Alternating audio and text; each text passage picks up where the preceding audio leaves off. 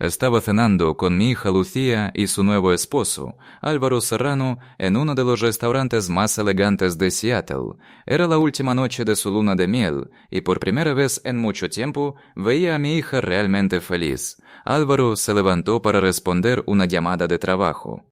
Apenas salió del salón, un hombre mayor se acercó a nuestra mesa. Tenía las manos temblorosas y una expresión que no parecía fingida. Me dejó una nota doblada en la palma y murmuró: «Tu hija corre peligro, sáquela de aquí antes de que él vuelva». No sabía quién era aquel desconocido ni por qué debía creerle, pero algo en su voz activó una alarma dentro de mí. Durante 28 años trabajé construyendo casas. Aprendí que una estructura puede parecer perfecta por fuera y aún así esconder una grieta capaz de comprometerlo todo. Aquella noche sentí exactamente eso.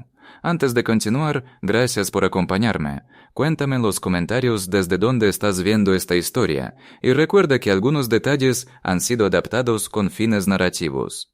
Los nombres y ciertas circunstancias son ficticios, pero el mensaje sobre confiar en las señales y proteger a quienes queremos es lo importante. Yo me llamo Javier Navarro, tenía 58 años y llevaba casi 3 décadas trabajando como contratista. Después de que mi esposa Elena faltara 5 años atrás, Lucía se convirtió en el centro de mi vida. Por eso me alegró verla ilusionada cuando conoció a Álvaro. Él era atento, seguro, educado y parecía saber exactamente qué decir. El problema era la velocidad. Se conocieron, comenzaron una relación, se comprometieron y se casaron en apenas 6 meses. Yo intenté no ser el padre desconfiado. Lucía era adulta y tenía derecho a construir su propia vida. Pero Álvaro insistía en encargarse de todos los documentos, cuentas, seguros, formularios, cambios de beneficiarios. Siempre decía lo mismo: «Déjamelo a mí, así tú no tienes que preocuparte». Lucía lo interpretaba como cariño, yo lo veía como demasiado control. Mientras cenábamos, Álvaro bromeó conmigo diciendo que, si yo lo analizaba como uno de mis edificios, podía estar tranquilo porque sus cimientos eran sólidos. Todos reímos, yo también, pero aquel nudo en el estómago no desapareció. Cuando Álvaro salió a responder su llamada, el desconocido se acercó. Abrí la nota bajo la mesa. Decía que Lucía debía alejarse de su esposo, que antes había habido otras mujeres, matrimonios rápidos, cambios patrimoniales y después incidentes considerados accidentes. Al final había una dirección en el sureste de Seattle y una frase: «Siquiere conocer la verdad, venga esta noche». Miré por la ventana. Álvaro ya terminaba su llamada y volvía hacia la entrada. Teníamos segundos. Salir por la puerta principal era imposible. Álvaro regresaba por allí. Vi la señal de emergencia cerca del pasillo de servicio y tomé una decisión impulsiva. Activé la alarma del local. En segundos, el comedor se llenó de luces, avisos y gente levantándose de sus mesas. Aproveché el movimiento para llevar a Lucía hacia una salida lateral. Ella no entendía nada y yo apenas podía explicarle. Solo sabía que necesitábamos distancia antes de que Álvaro volviera a tenernos delante. En el callejón escuchamos su voz llamándola. Nos quedamos ocultos unos instantes. A través de la puerta entreabierta lo vi entrar, mirar alrededor y hablar por teléfono con alguien. Ya no sonaba preocupado, hablaba con una calma extraña, como quien informa de un problema que debe resolver. Cuando se alejó, llegamos a la camioneta y nos incorporamos al tráfico. Esa fue la primera vez que Lucía dejó de preguntarme si estaba exagerando. «Lucía, tenemos que irnos». Ella se quedó inmóvil. «Papá, ¿qué pasa?» «Necesito que confíes en mí. Solo por esta vez, sin preguntas». Mi hija me miró con miedo, pero asintió. Salimos aprovechando la confusión del restaurante y llegamos a mi camioneta antes de que Álvaro pudiera encontrarnos. Desde la esquina lo vi buscando entre la gente. Su expresión ya no era la del esposo preocupado. Había algo frío, calculador, como si estuviera reorganizando un plan. En casa cerré puertas y ventanas y puse la nota sobre la mesa. El teléfono de Lucía comenzó a vibrar. Álvaro llamaba una y otra vez. Antes de responderle, le dije: «Revisa tus cuentas». Ella abrió el portátil. Al principio todo parecía normal. Luego encontró una transferencia programada por $65,000 hacia una cuenta que no reconocía. La autorización tenía su firma digital. «Yo no hice esto», susurró. Seguimos revisando. En su cuenta de ahorros aparecía una nueva restricción. Cualquier retirada importante requería una segunda autorización. El segundo autorizador era Álvaro. En la cartera de inversiones, el beneficiario había cambiado. En el seguro de su empresa, también. Todo llevaba la firma digital de Lucía, y todo se había actualizado pocos días después de la boda. Entonces recordó que Álvaro había llegado a casa con varios formularios y le había pedido que firmara desde su ordenador porque era más fácil. Ella creyó que eran trámites normales de recién casados. El teléfono volvió a vibrar. Esta vez ninguno de los dos intentó tocarlo. La dirección de la nota dejó de parecer una locura. Se convirtió en nuestra única pista. Condujimos hasta una casa modesta. El mismo hombre del restaurante abrió antes de que llamáramos. Se presentó como Esteban Márquez. Dentro, las paredes estaban cubiertas de fotografías de mujeres jóvenes. Había certificados, documentos bancarios, registros de propiedad y copias de formularios oficiales. Esteban nos habló de Marta Ruiz, Nuria Campos e Irene Vidal. Las tres habían tenido relaciones rápidas con Álvaro años atrás. En cada caso aparecía el mismo patrón: boda, cambios de beneficiarios, transferencias y, meses después, un incidente que las autoridades consideraron accidental. Álvaro terminaba recibiendo bienes, cuentas o seguros. Lucía se quedó sin palabras. ¿3 veces?, preguntó. «Hay más», respondió Esteban. Según él, la madre de Álvaro, Beatriz Serrano, trabajaba desde hacía años en una oficina municipal relacionada con registros y transferencias. Tenía acceso a documentos oficiales, firmas y fechas. Su nombre aparecía en distintos expedientes vinculados a los mismos movimientos financieros. Después Esteban puso sobre la mesa una carpeta con el nombre de Lucía. Dentro estaban sus activos, la casa que yo la había ayudado a comprar, sus inversiones, la herencia de Elena y una estimación de lo que Álvaro recibiría si todo quedaba bajo su control. Sentí que el aire desaparecía de la habitación. «¿Cómo sabes todo esto?», pregunté. Esteban guardó silencio unos segundos antes de señalar otra fotografía. En ella aparecía Clara Montes, una mujer de poco más de 30 años, porque ella sobrevivió al mismo patrón. A la mañana siguiente nos reunimos con Clara en una cafetería abierta las 24 horas. Llegó sola, con ropa discreta y una cicatriz visible cerca del cuello. Nos contó que había estado casada con Álvaro 2 años antes. Tras varios meses, él propuso una escapada por carretera. Durante el viaje, el vehículo sufrió un fallo grave en una zona apartada. Clara consiguió salir con vida. Cuando recuperó la conciencia, comprendió que Álvaro creía que ella no volvería y decidió mantener esa ventaja. Desde entonces lo observó a distancia. Había visto cómo buscaba nuevas parejas, cómo investigaba sus patrimonios y cómo aparecían siempre los mismos movimientos de documentos. Pero Clara añadió algo que cambió todo. Esteban Márquez no existía. El hombre que nos había advertido utilizaba distintas identidades. Su verdadero nombre era Víctor Salgado, y según Clara, llevaba años coordinando una red de fraudes patrimoniales en varias ciudades. Reclutaba personas con perfiles impecables, se apoyaba en empleados con acceso a documentación y se quedaba con una parte de los beneficios. Entonces, ¿por qué nos ayudó?, pregunté. Clara sacó una fotografía antigua. Víctor aparecía junto a una adolescente llamada Adriana Salgado, su hija. Años atrás, Adriana había pasado por una relación parecida y todo terminó de forma trágica. Clara creía que, con el tiempo, la culpa de Víctor se había mezclado con el recuerdo de su propia hija. Quería desmantelar una parte del sistema que él mismo había ayudado a crear. No sabía si aquello lo hacía mejor hombre o simplemente un hombre con otra estrategia. Mientras hablábamos, vi a Víctor sentado en una mesa cercana. Ya no fingía ser un anciano frágil. Su postura era firme y su voz había perdido el temblor. «Necesito que Beatriz caiga», dijo. «Se ha vuelto imprudente. Sus movimientos están atrayendo demasiada atención». Víctor nos ofreció un trato. Él entregaría pruebas suficientes contra Beatriz y Álvaro. Nosotros las llevaríamos a las autoridades como si las hubiéramos descubierto por nuestra cuenta. A cambio, él desaparecería del mapa. «¿Y si te entrego a ti también?», pregunté. Sonrió.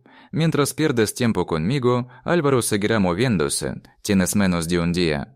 Cuando se marchó, Lucía me preguntó qué haríamos. Yo había construido casas toda mi vida. Sabía que, cuando dos estructuras se apoyan en una misma pieza defectuosa, a veces no hace falta derribarlas por separado, basta con retirar aquello que las mantiene unidas.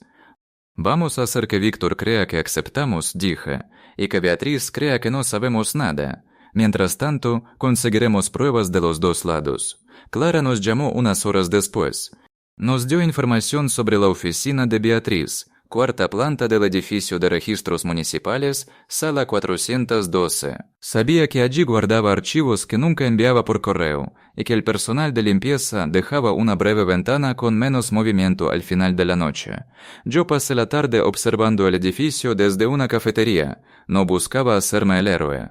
Solo quería entender el lugar, entradas, horarios, zonas visibles, rutas normales de los empleados. 28 años en construcción me habían enseñado a leer edificios como otros leen mapas. Al mismo tiempo, Lucía debía hacer algo que me costaba aceptar, volver a hablar con Álvaro. Él le escribió: «Te echo de menos, necesito verte».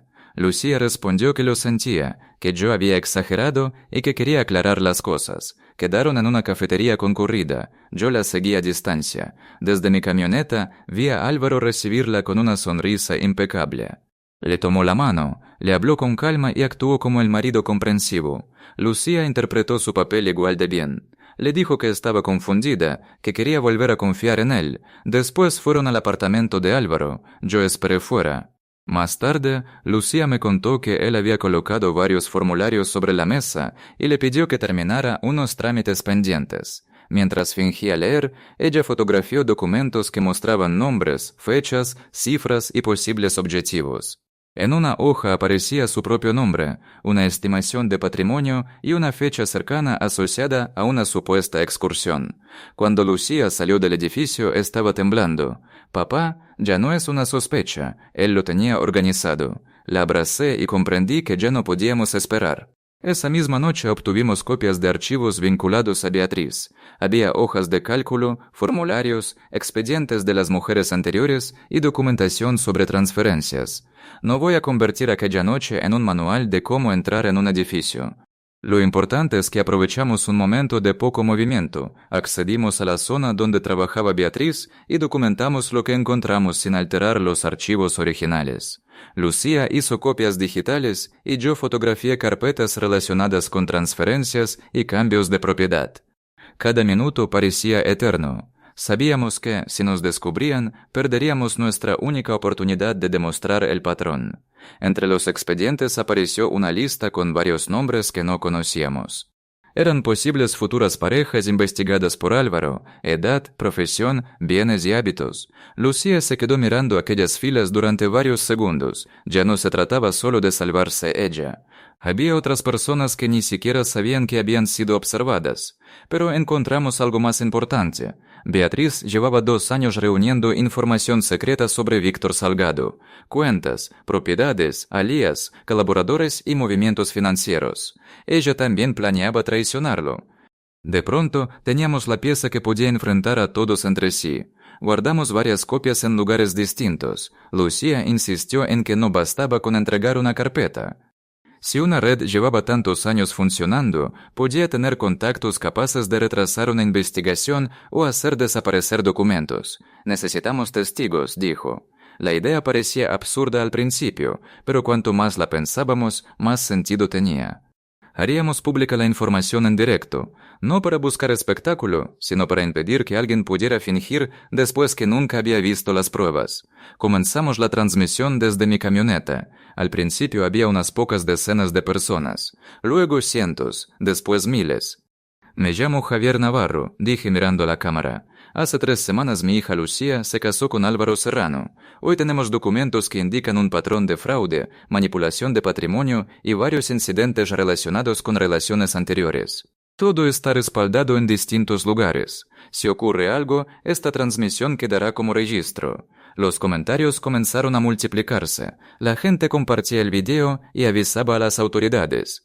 Volvimos al edificio de registros porque sabíamos que Beatriz estaría allí.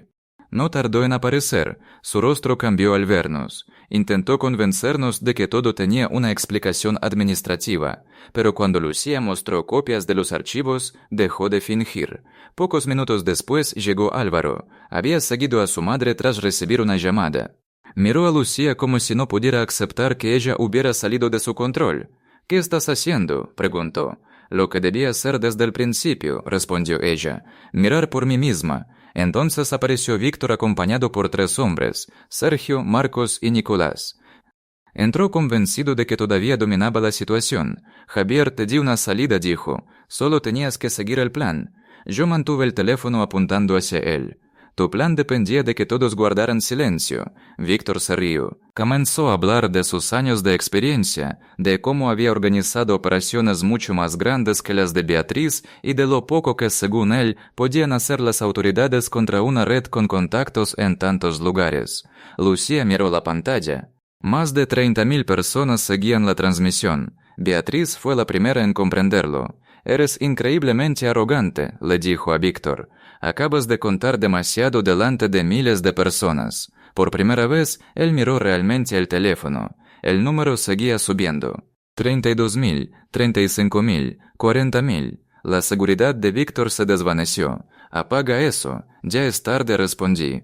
«Hay copias por todas partes». Desde la calle comenzaron a escucharse sirenas. No una, sino muchas.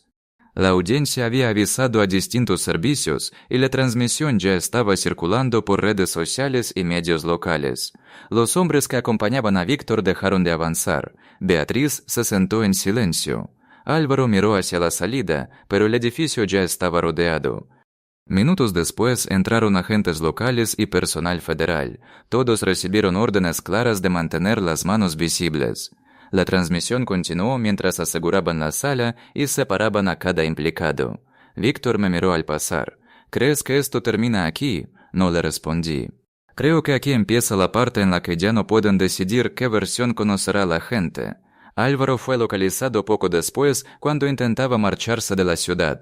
Pasamos el resto de la noche dando declaraciones. Un detective llamado Andrés Molina escuchó nuestra historia desde el principio. El restaurante, la nota, las cuentas de Lucía, la falsa identidad de Víctor, Clara, los documentos de Beatriz y la transmisión. Fue arriesgado, dijo al final, pero ahora hay miles de copias y testigos. Eso cambia muchas cosas. Las autoridades confirmaron que los archivos permitirían revisar expedientes antiguos y conectar transferencias que durante años habían parecido independientes. Clara también estaba dando su testimonio.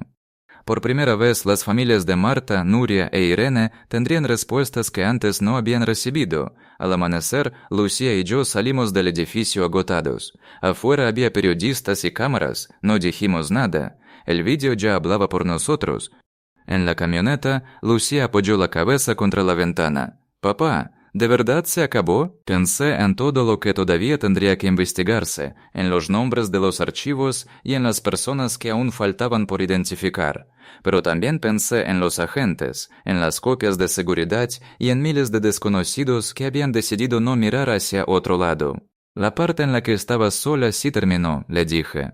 Se quedó dormida pocos minutos después. Cuando llegamos a casa, todo parecía igual. La mesa de la cocina, las fotografías de Elena, el sillón donde Lucía leía cuando era adolescente. Sin embargo, nosotros ya no éramos los mismos. En los días siguientes, varios nombres de aquellos archivos fueron localizados y avisados. Algunas personas ni siquiera conocían a Álvaro todavía. Otras habían coincidido con él en eventos profesionales o recibido mensajes aparentemente casuales. Esa parte me impresionó especialmente. El plan no empezaba con una gran amenaza, sino con pequeños contactos que parecían normales. Clara eligió colaborar con la investigación bajo protección. Me escribió un mensaje breve. «Gracias por creer antes de tener todas las respuestas». Lo guardé porque resumía algo que yo mismo estaba intentando comprender. A veces creer a alguien no significa aceptar cada detalle sin comprobarlo. Significa darle suficiente espacio para que pueda mostrarte lo que sabe. Una semana después, las noticias hablaban de nuevas detenciones y de una investigación mucho más amplia. El video había acumulado millones de reproducciones. Víctor ya no podía esconderse detrás de identidades falsas. Beatriz debía responder por años de documentos manipulados. Álvaro enfrentaba una investigación por su participación en todo el patrón. Lucía vino a desayunar conmigo. Tenía ojeras, pero también una calma que no había visto desde aquella cena. Sigo pensando en las señales, me dijo. Todo fue demasiado rápido. Él quería decidir por mí, firmar por mí, resolver cada trámite por mí. Yo lo confundí con atención. Y yo quería verte feliz con tantas ganas que intenté convencerme de que mi incomodidad era solo cosa de padre. Lucía tomó mi mano, pero al final escuchaste esa sensación. Sí. Y eso fue lo que más me marcó, porque esta historia no trata de convertirse en héroe ni de buscar revancha. Trata de prestar atención cuando algo no encaja. Un vínculo sano no necesita aislarte, controlar tus decisiones ni apresurarte para que dejes de hacer preguntas. La confianza no significa entregar tu criterio. También aprendí otra cosa. Proteger a alguien no siempre significa tomar todas las decisiones por esa persona. Al principio yo quería sacar a Lucía del peligro y esconderla en casa. Pero fue ella quien revisó sus cuentas, quien encontró los documentos, quien volvió a enfrentarse a Álvaro y quien propuso conseguir testigos. Yo no la salvé solo, lo hicimos juntos, y Clara también fue parte de eso. Ella llevaba 2 años esperando que alguien creyera su historia. Cuando finalmente pudo hablar, ayudó a impedir que otra mujer repitiera su experiencia. A veces pensamos que el silencio evita problemas. En realidad, el silencio puede ser exactamente lo que necesita quien quiere actuar sin ser visto. Pedir ayuda, documentar lo que ocurre y buscar testigos puede cambiarlo todo. Si alguna vez alguien que quieres entra en una relación que avanza demasiado rápido, empieza a alejarse de su familia o pierde el control sobre sus propias decisiones. No hace falta atacar ni acusar. Haz preguntas. Escucha. Mantén la puerta abierta. A veces una conversación incómoda vale más que meses de silencio. Y si eres tú quien siente ese nudo en el estómago, no te obligues a ignorarlo solo porque desde fuera todo parece perfecto. Revisa, pregunta, conserva tu independencia y busca apoyo de personas de confianza. Yo pasé 28 años creyendo que los cimientos más importantes eran los de las casas que construía. Me equivocaba. Los cimientos más importantes son la confianza, la comunicación y la posibilidad de decir algo no me parece bien sin miedo a perder a quienes queremos. Aquella noche, un desconocido puso una nota en mi mano y cambió nuestra vida. Nunca imaginé que detrás de ese papel habría una red de mentiras, identidades falsas, documentos manipulados y personas que se creían intocables. Pero tampoco ellos imaginaron algo, que una hija y su padre dejarían de tener miedo a hacer preguntas. Si esta historia te hizo pensar en alguien, compártela con esa persona. Y si alguna vez tu intuición te ha ayudado a notar algo importante, cuéntalo en los comentarios. Tal vez tu experiencia sea justo lo que otra persona necesita escuchar hoy. Gracias por quedarte hasta el final. En este canal algunas historias incluyen elementos adaptados o ficticios con fines narrativos y educativos. Lo esencial no es cada detalle, sino la idea que queda después. Presta atención a las señales, protege tu capacidad de decidir y no tengas miedo de pedir ayuda cuando algo no encaja.